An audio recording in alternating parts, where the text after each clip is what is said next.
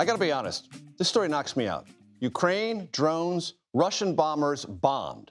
To put all that in context, I'm glad to welcome to our conversation corner Benjamin Jensen, who joins me as a senior fellow at the Center for Strategic and International Studies.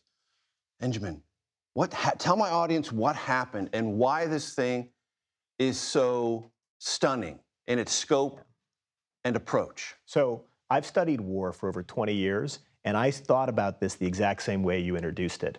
This is groundbreaking, and I want to break down quickly why. Please. Number one, what we see is over a year of deep intelligence and special forces infiltration.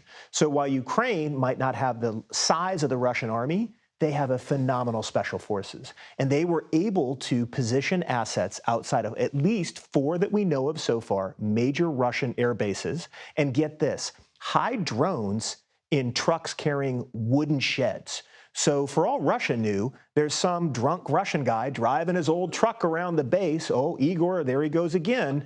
And all of a sudden, the roof flies off and first-person view drones, and you see that footage, are targeting some of the most valuable military assets in the Russian arsenal, long-range strategic bombers. Initial reports suggest at least 40 damaged or destroyed. So that's $7 billion of equipment taken off the battlefield in one day. That reflects a year of brilliant military planning. It actually reminds me most of famous SAS raids the UK did in North Africa. So when you saw the pictures of folks driving jeeps, shooting machine guns at Nazi planes, this is just as groundbreaking as that operation was in the 1940s and is a sign of really what's happening now in future war. Benjamin, I've read some quick analysis that uses the phrase the new face of warfare.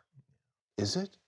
Yes, but it's always old and new. There's always a Janus element to war. There are things that never change. So that war is a continuation of politics. So these attacks are actually timed along with the negotiations, right? There are other things that don't change, that actually mass matters. If I can throw more things at you than less, it puts you at a disadvantage. What's new is that Ukraine, more than any other country yet, has found a way to improvise with small drones and robotics, right? So whether it's on the battlefield with unmanned ground systems, which will carry injured soldiers off, or whether it's in these like Baba Yaga, these long-range drone bombers they have, or what we just saw, first-person view drones, so individuals piloting them in with fiber optic cables so it can't be jammed.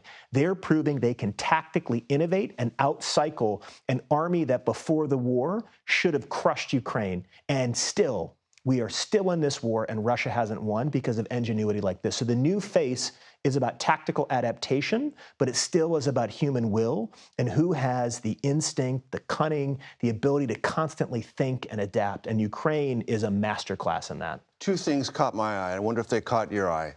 So the roofs of these sheds were opened. Yeah. How? So probably remotely. We wouldn't know. And by someone who was relatively nearby. Yes. Those 2 things, walk me through that. Yeah, so this is actually where back to it's new and it's old at the same time. So usually the old special forces concept of relative superiority. So we remember Admiral McCraven, he wrote a 600-page master's thesis as a student at Naval Postgraduate.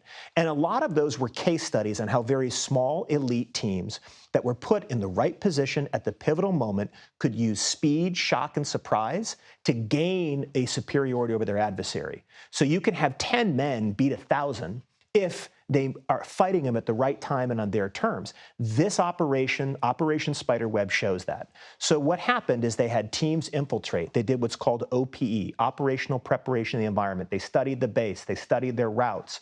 They, found the truck drivers that they were either going to bribe or pretend to be. They planted the drones in staging areas, cache sites, and then they rehearsed, just like you see in the old movies like The Dirty Dozen. I guarantee you they rehearsed time and time and time again until they knew exactly what moment to trigger it. And my guess is all of those elite warriors are having the drink and toast of their life back in the Ukrainian capital. They were able to exfiltrate, get away from the objective. Benjamin Jensen, a student, a scholar, and you can drop a Dirty Dozen reference on this show anytime you want. Thank you so much. Thank you. I appreciate it.